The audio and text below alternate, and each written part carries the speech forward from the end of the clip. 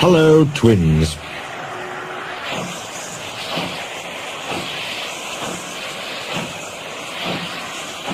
More and more people travelled on the Fat Controllers Railway.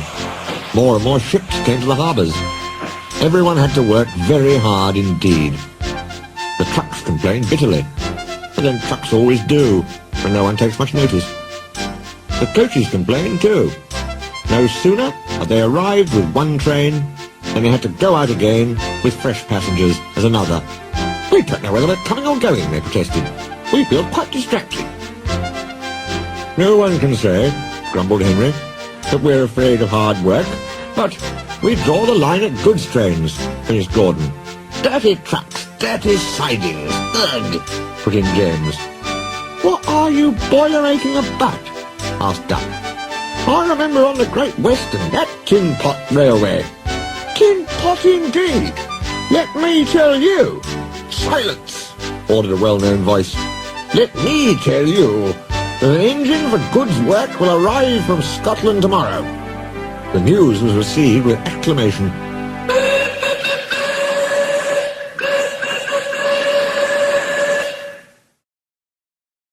The Fat Controller stared.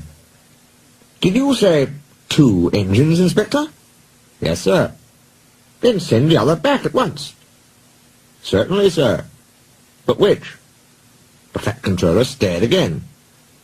"Engines have numbers, Inspector," he explained patiently. "We bought number 57646. Send the other one back." "Quite so, sir. But there is a difficulty." "What do you mean?" "The 2 engines are exactly alike, sir, and have no numbers. They say they lost them on the way." The Fat Controller seized his hat. "We'll soon settle that nonsense," he said grimly. The 2 engines greeted him cheerfully. "I hear you've lost your numbers," he said. "How did that happen?" "The mourner slyly slip it off, sir. You can know it is." The engines spoke in chorus. "I know. Accidentally, on purpose." The twins looked pained. "Sir, you wouldn't let me think that we lost them on purpose." "I'm not so sure," said the Fat Controller. "Now then, which of you is 57646? "Oh, that, sir, is just what we canna mind." The Fat Controller looked at their solemn faces. He turned away. He seemed to have difficulty with his own. He swung round again. "What are your names?" "Donald and Dougie, sir." "Good," he said. "Then your controller can tell me which of you is which." "Oh, you'll get no muckle help for him, sir." "Why?" "He didn't ken our names, sir." "How could he? We only given ourselves names when we lost our numbers." "One of you," said the Fat Controller, "is playing truant. I shall find him out and send him home. Inspector," he ordered, "give these engines numbers and set them to work." He walked sternly away.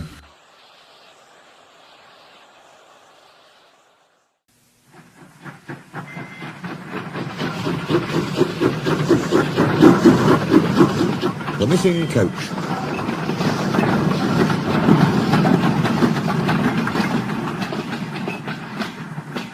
Soon workmen came to give the twins their numbers.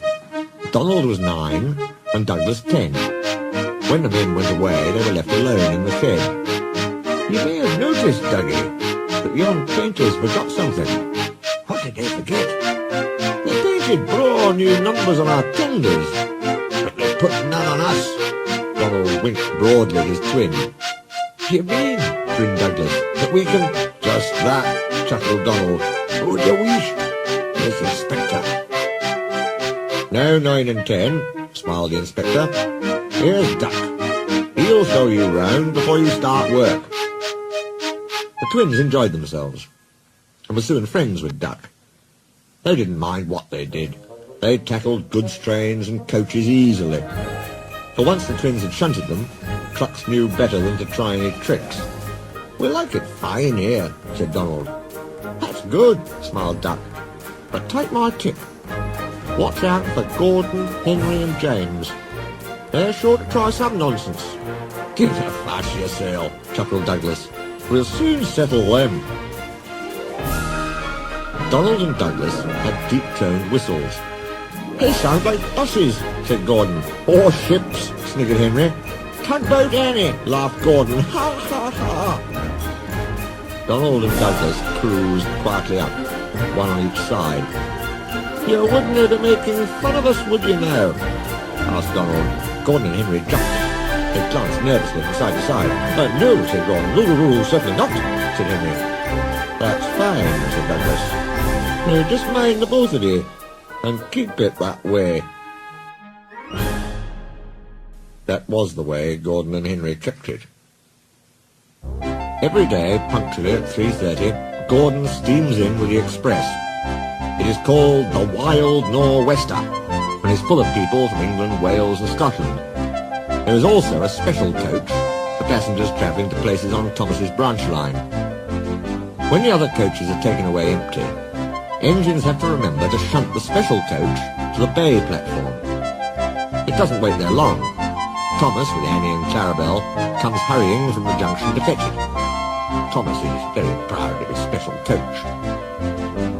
One afternoon, Douglas helped Duck in the yard, while Donald waited to take a goods train to the other end of the line. As Duck was busy arranging Donald's trucks, Douglas offered to take away Gordon's coaches. Douglas was enjoying himself when an awful thought struck him. "I hope the Fat Controller doesn't find out I shouldn't be here. I couldn't abide going back." He worried so much over this that he forgot about Thomas's special coach. He pushed it with the others into the carriage siding, then ambled along to join Donald at the water column. As he went, Thomas scampered by, whistling cheerfully. Soon Thomas came fussing. "Where's my coach?" "Coach?" asked Donald. "What coach?" "My special coach that Gordon brings for me. It's gone. I must find it." He bustled away. "Lost sakes," said Douglas. "I more have stowed the special coach with the others." "You see that?" exclaimed Donald's driver. A mob of angry passengers erupted from the siding. "They're complaining to the Fat Controller. He'll be coming here next." "Now listen," said Douglas's driver. "We'll change tenders. Then I'll wire with ye, Donald, and take yon goods. Dinna flash about us. Quick now, do as I say." The Fat Controller and 3 passengers walked towards them. But Donald, with Douglas's tender, number 10, was out and away with the goods before they came near. Douglas and his driver waited with innocent expressions. "Ah," said the Fat Controller, "number 9. And why have you not taken the goods?" "My tender is awire, sir." The driver showed him the tender, still uncoupled. "I see. Some defect, no doubt. Tell me, why did number 10 leave so quickly?" "Maybe, sir," put in Douglas, "he saw you coming and thought he was late." Said the Fat Controller. He turned to the passengers. "Here, gentlemen, are the facts. Number 10 has been shunting the yard. Your coach disappeared. We investigate. Number 10, disappears too. You can draw your conclusions. Please accept my apologies. The matter will be investigated. Good afternoon, gentlemen." The Fat Controller watched them till they climbed the station ramp. His shoulders twitched. He wiped his eyes. Douglas wondered if he was crying. He wasn't. He swung round suddenly. "Douglas," he rapped, "why are you masquerading with Donald's tender?"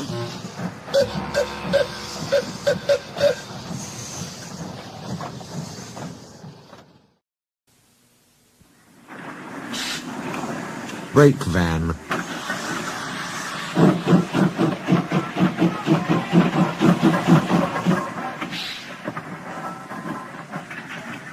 The Fat Controller scolded both engines severely. "There must be no more tricks," he said. "I shall be watching you both. I have to decide which of you is to stay." He strode away. The twins looked glum. Neither wanted to stay without the other. They said so. "Then what's to do?" wondered Douglas. "Oh," said Donald, "each won't be as good as the other. Then he'll have to keep us both." Their plan was good, but they reckoned without a spiteful brake van. The van had taken a dislike to Douglas.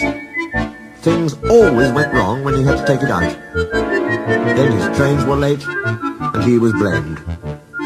Douglas began to worry. "You're a muckle nuisance," said Donald one day. "It's to leave ye behind I'd be wanting." "You can't," said the van. "I'm essential." "Och, aye!" Donald burst out. "You're nothing but a screeching and a noise when all's said and done. Spite Dougie, would ye? Take that!" "Ow, ow, ow!" cried the van. "Who'd you weast?" said Donald severely. "There's more coming, if you misbehave." The van behaved better after that. Douglas's trains were punctual, and the twins felt happier.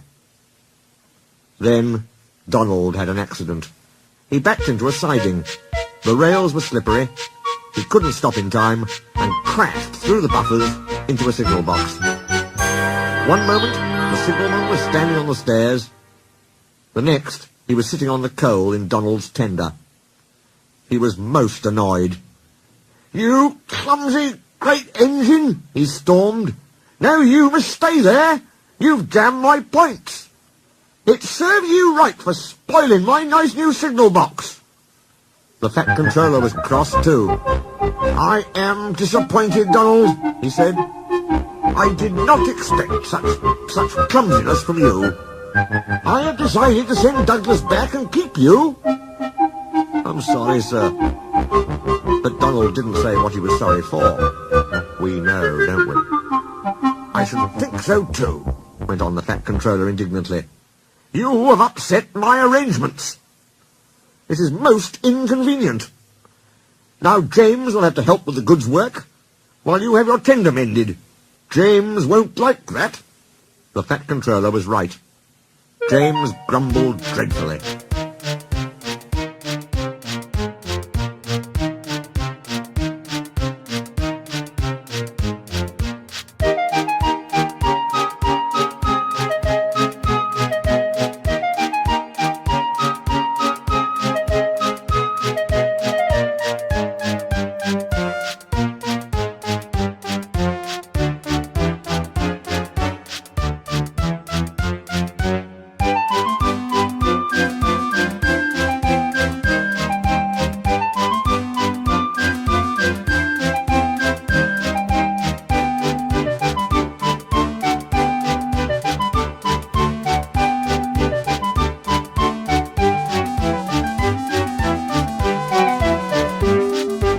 "One would think," said Douglas, "that Donald had his accident on purpose.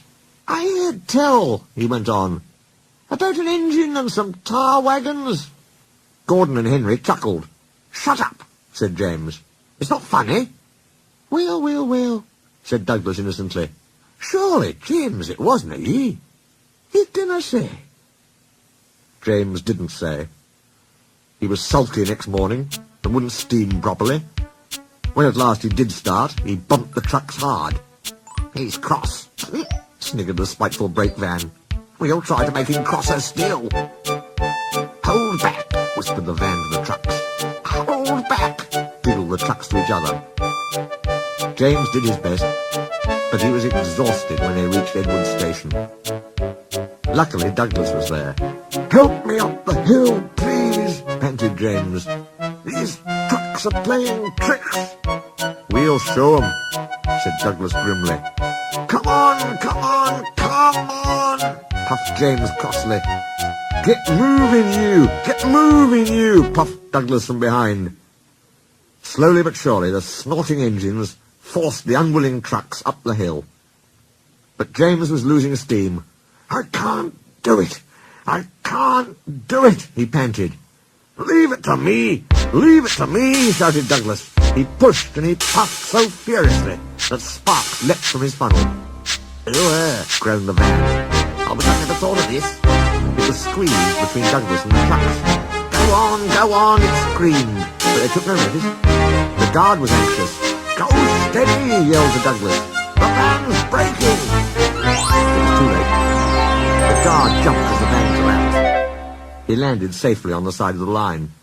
I might have known it would be Douglas. I'm sorry, sir. Maybe I was clumsy, but I wouldn't be beaten by yon tricksy van." "I see," said the Fat Controller. Edward brought workmen to clear the mess. "Douglas was grand, sir," he said. "James had no steam left, but Douglas worked hard enough for 3. I heard him from my yard. 2 would have been enough," said the Fat Controller dryly. "I want to be fair, Douglas," he went on. "I admire your determination, but I don't know. I really don't know." He turned and walked thoughtfully away.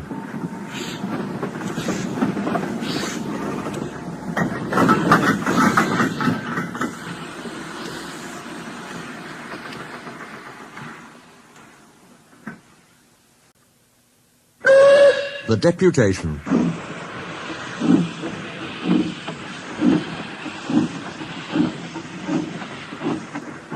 "He'll send us a war for sure, Donald." "I'm thinking you're right there, Dougie. The luck side being against us. An engine dunna ken what to do for the best." Snow came early that year. It was heavier than usual. It stayed, too, and choked the lines. Most engines hate snow. Donald and Douglas were used to it. They knew what to do. Their drivers spoke to the inspector, and they were soon coupled back to back with a van between their tenders. Then, each with a snowplough on their fronts, they set to work. They puffed busily backwards and forwards, patrolling the line. Generally, the snow slipped away easily, but sometimes they found deeper drifts. Then they would charge them again and again, snorting, slipping, puffing, panting, till they had forced their way through. Presently they came to a drift which was larger than most. They charged it, and were backing for another try. There was a feeble whistle. People waved and shouted. "Lord sakes, Donald, it's Henry! Dinna fash yourself, Henry! Bide a wee! We'll have you out!"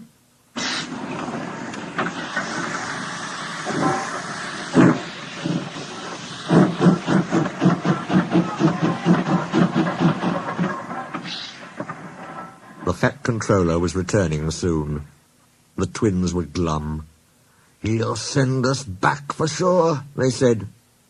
"It's a shame," sympathised Percy. "A lot of nonsense about a signal box," grumbled Gordon. "Too many of those, if you ask me." "That brake van, too," put in James. "Good riddance, that's what I say." "They were splendid in the snow," added Henry. "It isn't fair." They all agreed that something must be done, but none knew what. One day Percy talked to Edward about it. "What you need," said Edward, "is a deputation." He explained what that was. Percy ran back quickly. "Edward says we need a depot station," he told the others. "Of course," said Gordon. "The question is—" "What is a desperation?" asked Henry. "It's when engines tell the Fat Controller something's wrong and ask him to put it right." "Did you say tell the Fat Controller?" asked Duck thoughtfully. There was a long silence.